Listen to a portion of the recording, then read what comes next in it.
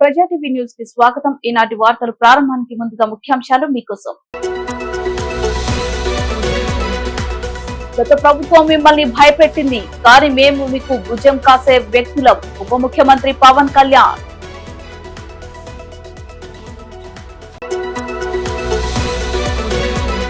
July 8న YSR 75వ జయంతి. July 8 అనేది ప్రత్యేకమైన రోజు.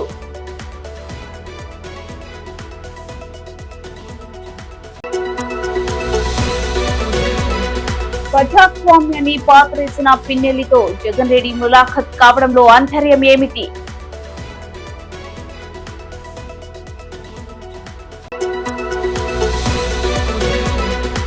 అవగాహన రాహిత్యుడివి, ఎలా ముఖ్యమంత్రి అయ్యావు Jagan Reddy? TDP politburo సభ్యులు వర్ల రామయ్య.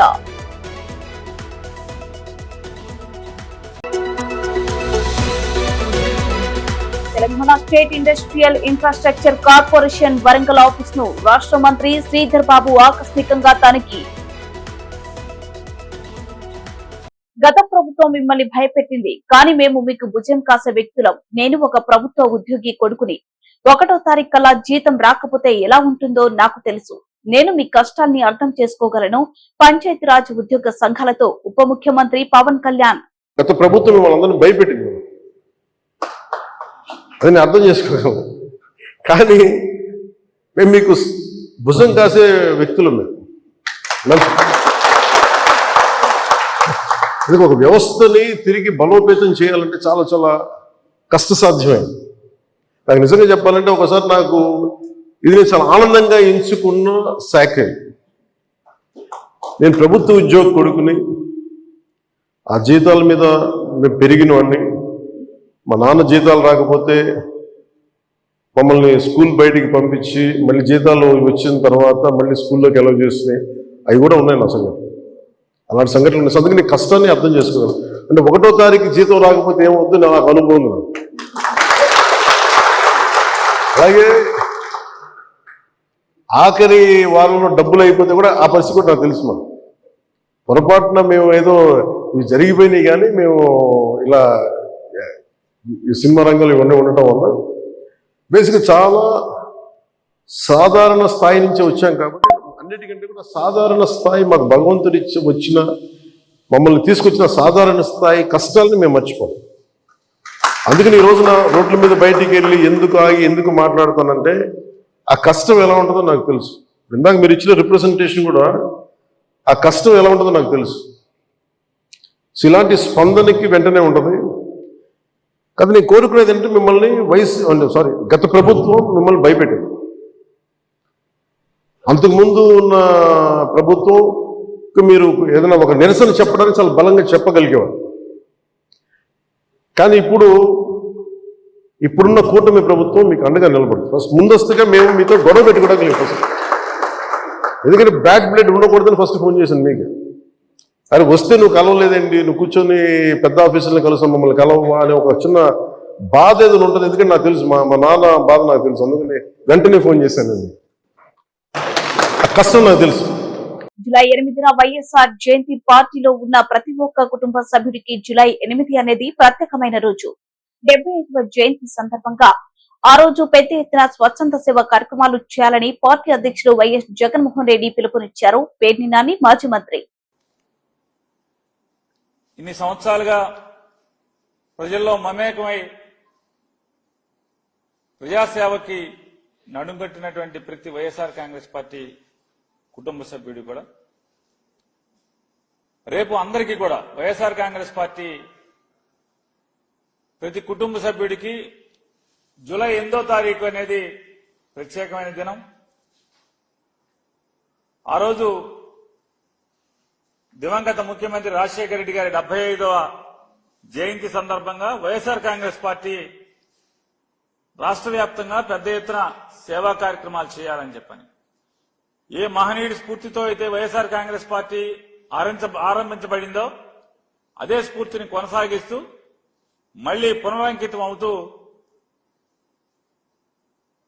స్వచ్ఛంద సేవా కార్యక్రమాలు చేయాలని చెప్పని, రక్తదానము చేయటము లేదా ఏదన్నా స్కూల్లో పిల్లలకి పుస్తకాలు అందించటమో ఇలాంటి లేదా ఏదన్నా కాలనీల్లో లేదా రహదారుల పక్కన చెట్లు నాటమో ఇట్లాంటి సేవా కార్యక్రమాలు ఎంచుకుని చేయవలసిందిగా వైఎస్ఆర్ కాంగ్రెస్ పార్టీ కుటుంబ సభ్యులందరికీ కూడా జగన్మోహన్ రెడ్డి గారు నిర్ణయం తీసుకోవడం జరిగింది. కాబట్టి ప్రతి ఒక్కరూ కూడా మన రాష్ట్ర అధ్యక్షులు జగన్మోహన్ రెడ్డి గారి ఆలోచన మేరకు ప్రతి వైఎస్ఆర్ కాంగ్రెస్ పార్టీ కుటుంబ సభ్యుడు కూడా స్వచ్ఛంద సేవా కార్యక్రమాల్ని జూలై 8 దివంగత ముఖ్యమంత్రి రాజశేఖర రెడ్డి గారి జయంతి ఉత్సవం సందర్భంగా ఆచరించాలని చెప్పని ప్రతి ఒక్కరిని కూడా కోరుకుంటూ, అలాగే రాజశేఖర రెడ్డి గారి యొక్క జయంతి ఉత్సవం ద్వారా స్వచ్ఛంద సేవా కార్యక్రమాలను చేస్తూ ప్రజలకి పనికొచ్చే కార్యక్రమం చేస్తూ మరొకసారి ఆ మహనీయుడి యొక్క ఆశయాల్ని, ఆయన రాజకీయాల్లో ఆయన జీవించిన తీరుని స్మరించుకుంటూ మరొకసారి గుర్తు చేసుకుని పునరుత్తేజంతో పనిచేయడానికి, ప్రజాసేవ చేయడానికి అడుగులు వేస్తామనేది ఆ రోజు ప్రతి ఒక్కరం భావించి ఆ కార్యక్రమాలు చేయమని చెప్పని వైఎస్ఆర్ కాంగ్రెస్ పార్టీ తరఫున ప్రతి ఒక్క కుటుంబ సభ్యుడిని కోరటం జరుగుతుంది. ప్రజాస్వామ్యాన్ని పాతరేసిన పిన్నెల్లితో జగన్ రెడ్డి ములాఖత్ కాపురంలో అంతర్యం ఏమిటి అని ప్రశ్నించారు. టీడీపీ రాష్ట్ర అధ్యక్షులు పల్లా శ్రీనివాసరావు యాదవ్ మీడియా సమావేశం నిర్వహించారు. పత్రికా సోదరులందరికీ నమస్కారం అండి. నిన్న వైఎస్ఆర్సీపీ పార్టీ అధ్యక్షుడైనటువంటి జగన్మోహన్ రెడ్డి గారు మరి పిన్నెల్లి రామకృష్ణారెడ్డి గారిని జైలుకి వెళ్ళి పరామర్శించి వారు బయటకు వచ్చి మీడియాని అడ్రస్ చేశారు. ఈరోజు మేము అడుగుతున్నాం, తెలుగుదేశం పార్టీ రాష్ట్ర అధ్యక్షులుగా మేము ఒకటి అడుగుతున్నాం, దానికి సమాధానం చెప్పాలి. మీరు ఒక పార్టీ నడిపేటటువంటి వ్యక్తి ఆదర్శంగా ఉండాల్సినటువంటి అవసరం ఉంది. అది తప్పి మీరు జైల్లో ఉన్నటువంటి వ్యక్తి దగ్గరికి వెళ్ళి ఈవీఎంని అందరూ చూస్తుండగానే పగలగొట్టి అలాగే సిఐ గారి పైన దౌర్జన్యం చేసినటువంటి వ్యక్తిని వెళ్ళి మీరు పరామర్శిస్తున్నారంటే మీరు ప్రజలకు ఎటువంటి మెసేజ్ పాస్ చేస్తున్నారో ఒకసారి సమాధానం చెప్పాల్సినటువంటి అవసరం ఉంది. ఎందుకంటే ఒక పార్టీ ఉందంటే ఆ పార్టీ ఆదర్శంగా ఉండాల్సినటువంటి అవసరం ఉంది. ఆ పార్టీ అధ్యక్షులు కూడా ప్రజల యొక్క ఆలోచనలకు అనుగుణంగా వెళ్ళాల్సినటువంటి అవసరం ఉంది. ముఖ్యంగా వాళ్ళు వేసే ప్రతి అడుగు కూడా ప్రజలు గమనిస్తూ ఉంటారు. కానీ ఈరోజు జగన్మోహన్ రెడ్డి గారు ఆయనకున్నటువంటి నేర చరిత్రని మరొకసారి నిరూపించుకుంటూ ఒక నేరస్తుడిని వెళ్ళి పరామర్శించడం చాలా సిగ్గుచేటని చెప్పి ఈ సందర్భంగా తెలియజేస్తున్నాం. ఎందుకంటే నేను తెలుగుదేశం పార్టీ రాష్ట్ర అధ్యక్షుడిగా మాట్లాడుతున్నటువంటి మాటలు ఇవి. ఏ నాయకుడైనా సరే ఆదర్శంగా ఉండాలి, ప్రజలకు ఒక మెసేజ్ పాస్ చేయాలి, ఒక నమ్మకం చేకూర్చుకోవాల్సినటువంటి అవసరం ఉంది. కానీ ఈరోజు ఒక క్రిమినల్ని పరామర్శించడం చాలా దురదృష్టకరం అని చెప్పేసి ఈ సందర్భంగా నేను తెలియజేస్తూ, అలాగే ఇప్పటికైనా సరే ఒక పద్ధతిగా వెళ్ళాల్సినటువంటి అవసరం ఉంది. నాయకులంటే, రాజకీయ నాయకులంటే ఈరోజు సమాజంలో కొంత వ్యతిరేక భావం ప్రజల్లో ఉంది. ఎందుకంటే వీళ్ళు చెప్పేది ఒకటి చేసేది ఒకటని. ఎందుకంటే ఈరోజు నువ్వు జగన్మోహన్ రెడ్డి గారు చేసేటువంటి తీరు, మాకు ఆయన వెళ్ళేటువంటి తీరుని చూసిన తర్వాత నిజంగా ఎప్పటికీ కూడా ఈ వ్యక్తి మారడు, వీళ్ళు మళ్ళీ ప్రజలే బుద్ధి చెప్తారని చెప్పేసి ఈ సందర్భంగా తెలియజేస్తున్నాం. అదే ఈరోజు ఆయన ఇంకో మాట కూడా అన్నారు, తెలుగుదేశం పార్టీ కేవలం వాళ్ళు ఇచ్చినటువంటి ఏదైతే హామీలు ఉన్నాయో హామీలతోనే గెలిచారు, మోసపూర్తికంగా వీళ్ళు మాట్లాడి గెలిచారని చెప్పేసి మేము ఈ సందర్భంగా తెలియజేస్తున్నాం. గడిచిన 5 సంవత్సరాలుగా జగన్మోహన్ రెడ్డి గారిని ఏ విధంగా ఈ రాష్ట్ర ప్రజానికాన్ని మోసం చేశారో అన్న సంగతి మీకు ఒక్కసారి నేను వివరిస్తాను.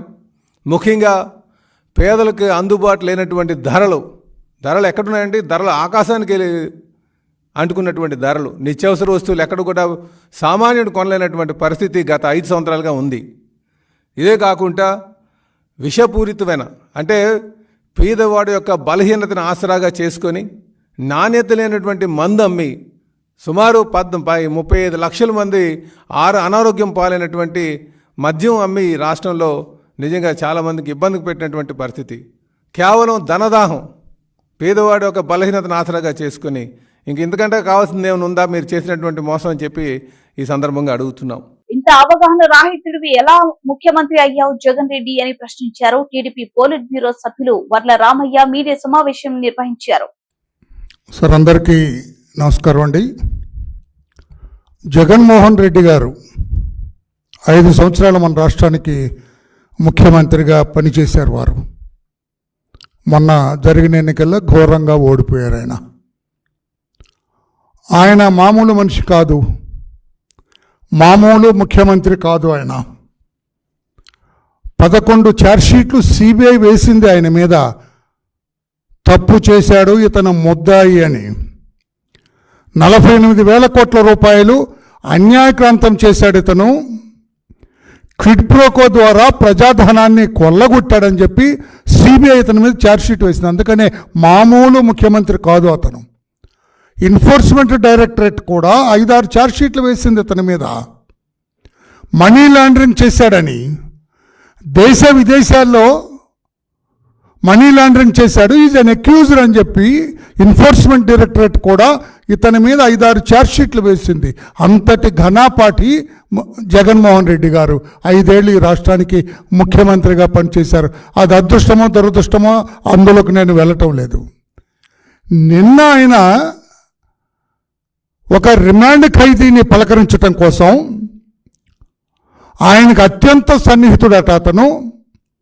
గతంలో మాచర్లకు 3-4 దఫాలుగా ఎమ్మెల్యేగా పనిచేశాడట. ఆయన్ని పలకరించడానికి నెల్లూరు జైలుకి వెళ్ళి ఆయన్ని పలకరించి 1-to-1 ఆయనే అంటే అటు రిమాండ్ ఖైదీగా ఉన్న వ్యక్తి, గతంలో ముఖ్యమంత్రిగా పనిచేసి ఎన్నో కేసులు ఛార్జ్షీట్లు ఎదుర్కొంటున్న వ్యక్తి ఈయన జగన్మోహన్ రెడ్డి గారు. వీళ్ళిద్దరు కూడా మిలాఖత్ అయినారు. అక్కడ కలిసి యోగక్షేమాలు మాట్లాడుకున్నారు ఇద్దరు ముద్దాయిలు. మీ భాషలో ఇద్దరు పెద్ద మనుషులు అందామంటే పెద్ద మనుషుల్లాగా కాదు, ఇద్దరు ముద్దాయిలు కలిసి నెల్లూరు జైల్లో, జిల్లా జైల్లో మాట్లాడుకున్నారు.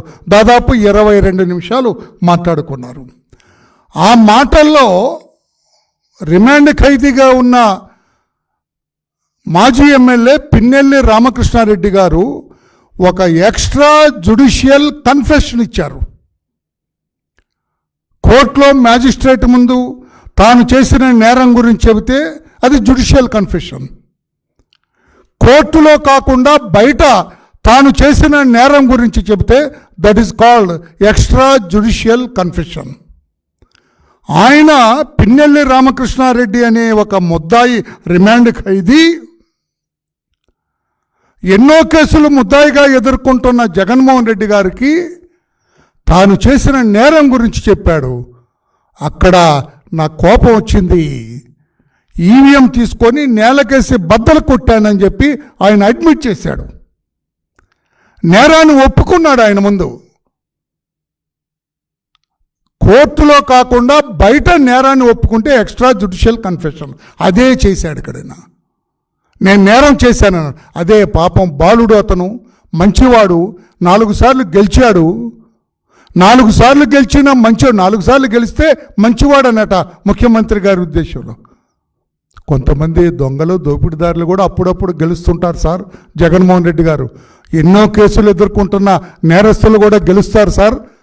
జగన్మోహన్ రెడ్డి గారు 11 కేసులు ఉన్న వ్యక్తి, 48,000 కోట్ల రూపాయలు అన్యాయకాంతం చేశాడన్న వ్యక్తి, 5-6 ఛార్జ్షీట్లు ఎన్ఫోర్స్మెంట్ డైరెక్టరేట్తో వేయించుకున్న వ్యక్తులు కూడా గెలిచారు సార్. అందుకని గెలిచాడు కాబట్టి మంచివాడు అంటానికి లేదని నా అభిప్రాయం. మరి మీ అభిప్రాయం ఎలా ఉందో నాకు తెలియదు. జగన్మోహన్ రెడ్డి గారు మంచివాడు, 4 సార్లు గెలిపించారు. అతని మీద దొంగ కేసు పెట్టారు. You tell me one. EVM బద్దలు కొట్టాను నేనని అతనే నీకు చెప్పాడు. He made an extra judicial confession. అతను సిఐ మీద తిరగబడ్డాడని సిఐ గారు చెప్పారు. ఎన్నో కేసులు ఉన్నాయి అతని మీద. అతను ఘోరాతి ఘోరమైన ఒక సంఘ విద్రోహ శక్తి అతను. అటువంటి పిన్నెల్లి రామకృష్ణారెడ్డి ఒక నరహంతకుడు లాంటివాడు. అతను ఒక భయానకమైన సంఘ విద్రోహ శక్తి. అతన్ని మంచివాడు, బాలుడు, నాకు అత్యంత అయ్యుండొచ్చు. ఇటువంటి వ్యక్తులంతా మీకు సన్నిహితులు అయ్యుండొచ్చు. సన్నిహితుడు కాదు అని నేను అంటలేదు. నేను అతన్ని కూడా మీరు మంచివాడని ప్రస్తావిస్తే ఎలాగని చెప్తున్నా. మీరు ఎంత అవగాహన కలిగిన వ్యక్తి మీరు అని చెప్పి నేను అడుగుతున్నాను. అందుకే వచ్చాను. చాలామంది మా వాళ్ళు మాట్లాడారు. నేను ఇప్పుడు ఇన్వెస్టిగేట్ చేస్తున్న ఆఫీసర్ని అడుగుతున్నాను. నేను జగన్మోహన్ రెడ్డి గారిని విచారణ చేయండి. జైల్లో పిన్నెల్లి రామకృష్ణారెడ్డి గారు నేరం చేసినట్టు ఒప్పుకున్నాడా? మీ దగ్గరనే అడగండి. ఆయన్ని చెబుతాడు కదా. That is extra judicial confession. మీరు సేకరించిన విట్నెస్లు, ఎవిడెన్సెస్, సాక్ష్యాలకు తోడు ఇది కూడా యాడ్ అవుతుంది. జగన్మోహన్ రెడ్డి గారి సాక్ష్యాన్ని కూడా కోర్టులో పెట్టాలా? రేపు సాక్షిగా చెప్పాలి. నేను నెల్లూరు జైలుకి వెళ్ళినప్పుడు తానే ఈవీఎం పగలగొట్టానని ఒప్పుకున్నాడు నా ముందని చెప్పలేదా? Telangana state industrial infrastructure corporation Warangal office ను రాష్ట్ర మంత్రి శ్రీధర్ బాబు ఆకస్మికంగా తనిఖీ చేశారు. దీన్ని ఆఫీస్ అంటారా? ఇన్ని రోజులు అధికారులు ఏం చేస్తున్నారు? తెలంగాణ వచ్చి 10 సంవత్సరాలైనా Telangana state industrial infrastructure corporation Warangal office దుస్థితి ఇలా ఉంది. 3 నెలల్లో ఆఫీస్ మొత్తం ఇన్ఫ్రాస్ట్రక్చర్ పాత ఫైళ్లను డిజిటలైజేషన్ చేసి ఇండస్ట్రియల్ ఏరియాలో ఇల్లీగల్ ఎంక్రోచ్మెంట్ పై న్యాయమైన రిపోర్ట్ తయారు చేయాలని అధికారులకు ఆదేశాలు జారీ చేశారు. రిపోర్టర్ పై ఎలాంటి నిర్లక్ష్యం, జాప్యం జరిగినా కఠిన చర్యలు తప్పవు. మంత్రిగా తాను, అధికారులుగా మీరు ఎలాంటి ఆఫీసు వాతావరణంలో కూర్చొని పనిచేస్తున్నారో ప్రతి ఉద్యోగి కూడా అదే వాతావరణంలో కూర్చొని పనిచేయాలని మంత్రి శ్రీధర్ బాబు అధికారులకు సూచించారు.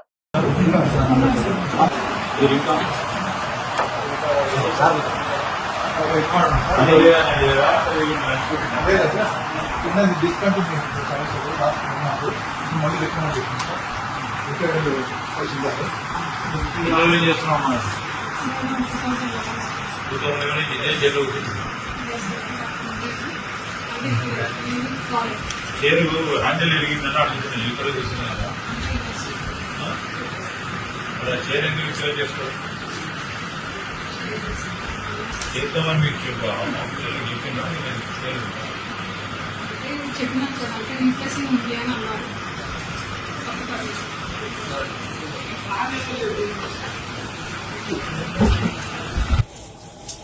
ఏదండి చాట్ కొత్తగా చేసుకోవాలి బ్యాంక్లో 160 ఎకర్స్లో మనకి 60 ఎకర్స్లో మాత్రమే ఎంఎస్ఎంఈ పార్క్ చేసాం. 100 acres undeveloped land future expand అంటే మనకి కొత్త చేసుకుంటామంటే దాని వరకు మెజర్ చేసి పెట్టుకుంటాం.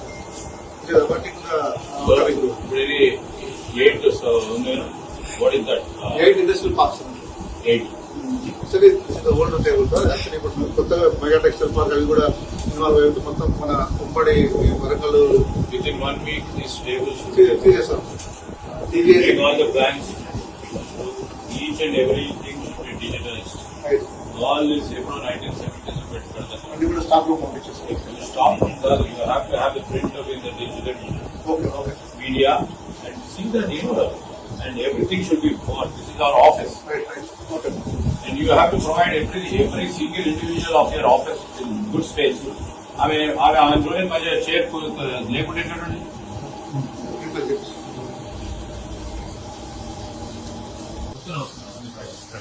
ఏమో ఎన్నో పని చేస్తున్నారు మీరు? 5,000 20 సంవత్సరాలు అయింది. ఇంత మంచిగా ఉన్నారా మరి? It is in absolutely very very bad shape. మీరు ఎప్పుడైనా విజిట్ చేసిరా? Yeah but immediate requirement is to total old furniture, people, employees put a circle furniture without handle, without stand. Ambience is not good. Immediately you have to replace everything and immediately everything should be refurbished. And all more, the almaras and all reflecting that any industry is coming to this. Should have a proper ambience. I'm telling you, zonal managers, they have to be on this job immediately. Both of the general managers are here. Yeah. And you have to put what government is also planning to do. Our policy is nothing is been seen. Old plate of 70s, 80s, park sunny between these two. Yeah, immediately visit, please make a visit and see that it's totally refurbished. In 2-3 months' time, we'll come back here and we have to see what best we can do.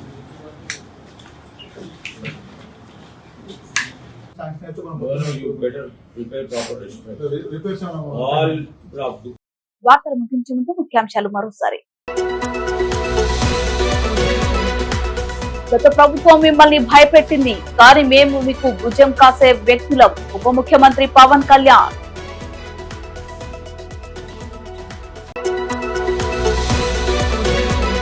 July 8న YSR 75వ Jayanthi. July 8 అనేది ప్రత్యేకమైన రోజు.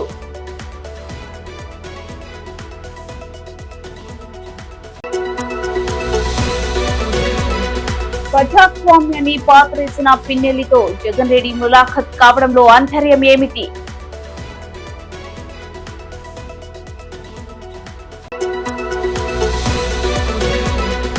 అవగాహన రాహిత్యుడివి ఎలా ముఖ్యమంత్రి అయ్యావు Jagan Reddy? TDP politburo సభ్యులు వర్ల రామయ్య.